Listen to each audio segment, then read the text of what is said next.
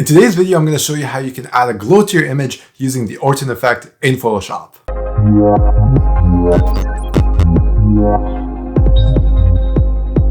Hey guys, welcome back to another video. My name is Mado. For those of you who don't know me, I'm a photographer and content creator based in Montreal. You can find some of the work I do on Instagram. It's at e.madu. Now today's video is actually a really fun one. I'm going to show you a technique that I use in all of my images pretty much to give it that nice, surreal, dreamlike look to it. And the best thing about today's tutorial is that you can use this effect on portraits, you can use it on nighttime, landscape, urban, and even your sunset images. And it's a fun little technique and I can't wait to show you. So with that being said, let's jump into Photoshop. So we begin with this image right here, and I do have to mention that this image I've already adjusted in Lightroom. I've applied the preset to it. I use this technique as a last minute sprinkle, if you may, that I apply into my photos. And the first thing I do once I bring it into Photoshop is I duplicate it, and I do that by clicking Command J or Control J on your keyboard. Once the image is duplicated, you then want to rename it to Glow. And then once you do that, just go to Filter, Blur, and then choose Gaussian blur. Now at this point, we want to apply a little bit of a Gaussian blur into our image, but we don't want to go beyond 20. 20 is as far as you want to go. The more blur you apply, the more dreamlike your end result will end up having.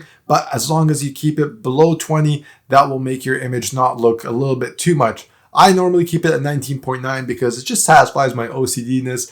I'll get you to decide how much blur you want to apply into your image. Once you decide on how much blur, just hit OK. And then the next thing you want to do is you want to change the blend mode of that layer to screen. Once we change the blend mode, you can see the image now is so bright and so glowy. We're heading to the right direction, but it's a little bit too much. We want to bring that down a tiny bit, and we do that by changing the fill percentage. So just like the Gaussian blur, we want to make sure that the fill percentage is somewhere less than 20%. It depends on the image that you have. It depends on how much glow you want to end up having or how much surrealness you want to have your image to look like. So just adjust that slider accordingly. Once that's done, the last thing that you want to do is apply a curve adjustment layer, but make sure you clip it onto the layer that we just blurred. And you do that by hitting down Alt or Option on your keyboard. This arrow will appear and then you just click. That will make sure that whatever adjustments we make on our curve adjustment layer, it will only be applied on the layer right below it and not on the full document. Alternatively, you can also click on this icon right here that does the exact same thing.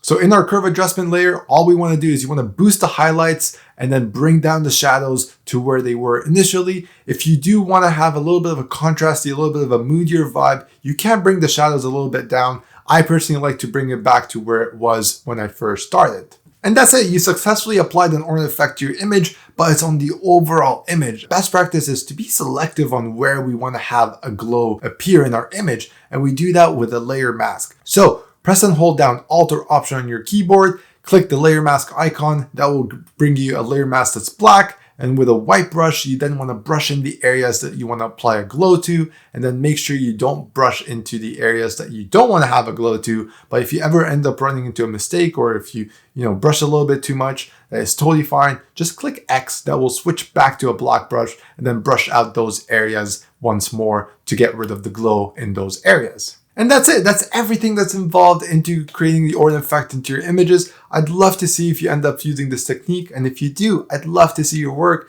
Just tag me on Instagram. It's at e.madu. I'll leave the info down in the description. And if you have any questions, if I've gone a little bit too fast or anything like that, just let me know in the comments. I'll be more than happy to answer those questions. If you like this video, give it a thumbs up. Subscribe to my channel if you want to see more videos like this. And until then, look after one another, and I'll talk to you guys in the next one. Peace.